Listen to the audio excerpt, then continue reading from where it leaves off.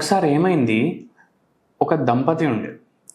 వాళ్లకు మ్యారేజ్ అయ్యి 14 ఇయర్స్ అయింది. హస్బెండ్ ఏజ్ వచ్చేసి 38 ఉండే, వైఫ్ ఏజ్ వచ్చేసి 35 ఉండే.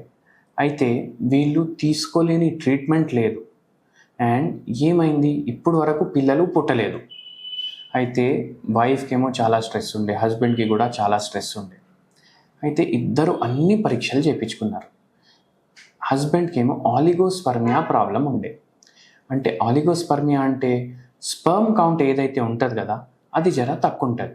వైఫ్కి అన్నీ బాగానే ఉండే. అయితే ఇద్దరు మన దగ్గర ట్రీట్మెంట్కి వచ్చిండ్రు. మనము హస్బెండ్ తోటి మొత్తం డీటెయిల్గా మాట్లాడినాము. మీకు ఎప్పుడు తెలిసింది, మీ మ్యారేజ్ ఎప్పుడైంది, మీరు ఎన్ని రోజులకు ఒకసారి కలుస్తారు, అండ్ ఎందుకు ప్రెగ్నెన్సీ రావట్లేదు, మీకు సేఫ్ పీరియడ్ గురించి తెలుసా, ఫర్టైల్ విండో గురించి తెలుసా, అన్నీ అడిగినాం. అన్నీ అడిగితే మనకు ఏం తెలిసింది లాస్ట్కి, ఇవన్నీ కరెక్ట్ ఉన్నాయి, కానీ స్పర్మ్ కౌంట్లో ప్రాబ్లం ఉండడం వల్ల ప్రెగ్నెన్సీ వస్తలేదు.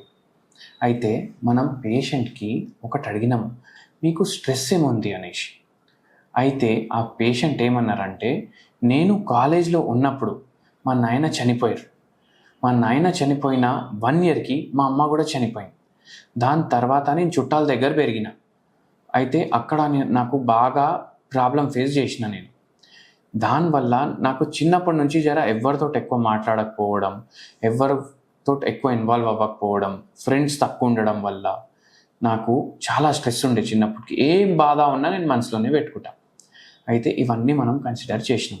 మళ్ళీ అడిగినాం, ఏమైనా భయపడే కళలు వస్తాయా అనేసి. అయితే అవును, నాకు భయపడే కళలు వస్తాయి సార్. ఏంటంటే, నేను ఒక అడవిలో ఉన్నా.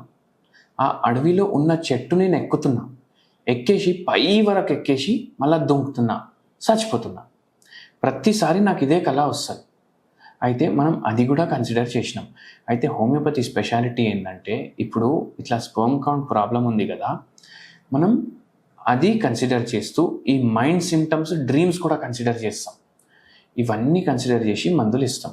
ఇప్పుడు చిన్నప్పటి నుంచి స్ట్రెస్ ఉండడం వల్ల పేషెంట్కి హార్మోనల్ ఇంబ్యాలెన్స్ ఉంది. హార్మోనల్ ఇంబ్యాలెన్స్ అయితే కూడా ఇట్లా స్పర్మ్ ప్రొడక్షన్ ప్రాబ్లం అవుతుంది. ఇంకా ఎక్కడైతుంది, టెస్టోస్టిరోన్ సరిగా ప్రొడ్యూస్ అవ్వట్లేదు. అదైతే మనకు ఒకటి డిస్కస్ చేసినాం.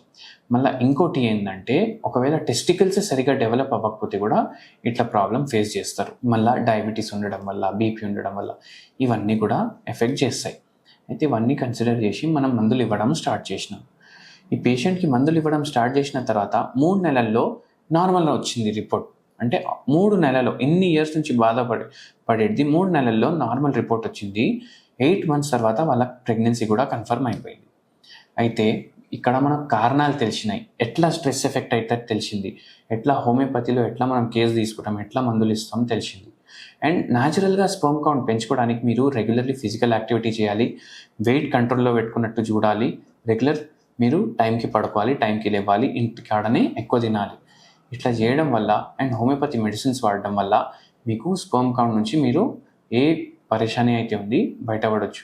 మీకు ఆలిగోస్పర్మియా ఉంది అంటే స్పర్మ్ కౌంట్ జర తక్కువ ఉందంటే యాంటీ ఆక్సిడెంట్ రిచ్ ఫుడ్స్ మీరు మీ డైట్లో ఇంక్లూడ్ చేసుకోవాలి. ఎక్కువ సాలెడ్స్ తినాలి, గ్రీన్ వెజిటేబుల్స్ తినాలి, నాన్ వెజ్ ఎక్కువ తినొద్దు, రెడ్ మీట్ ఎక్కువ తినొద్దు స్పెషలీ. అండ్ దాని తర్వాత టైంకి పడుకొని టైంకి లేవడం వల్ల మంచిగా అవుతుంది. మీరు గ్రీన్ టీ విత్ 2 ఇలాచీలు ఇవి ప్రిపేర్ చేసుకొని తాగండి. దీంట్లో కూడా యాంటీ ఆక్సిడెంట్స్ ఎక్కువ ఉంటాయి, అవి కూడా కొద్ది వరకు హెల్ప్ చేస్తాయి. అండ్ స్పర్మ్ కౌంట్ పెంచడానికి కూడా ఇట్లా గ్రీన్ టీ 2 ఇలాచీలు వేసుకొని తాగడం వల్ల జర బెనిఫిట్ ఉంటుంది. యాంటీ ఆక్సిడెంట్స్ ఉండడం వల్ల మంచిగా ఉంటుంది. ఆక్సిడేటివ్ స్ట్రెస్ కూడా బాడీలో తగ్గుతుంది. ట్రై చేసి చెప్పండి ఎట్లుంది. నమస్తే.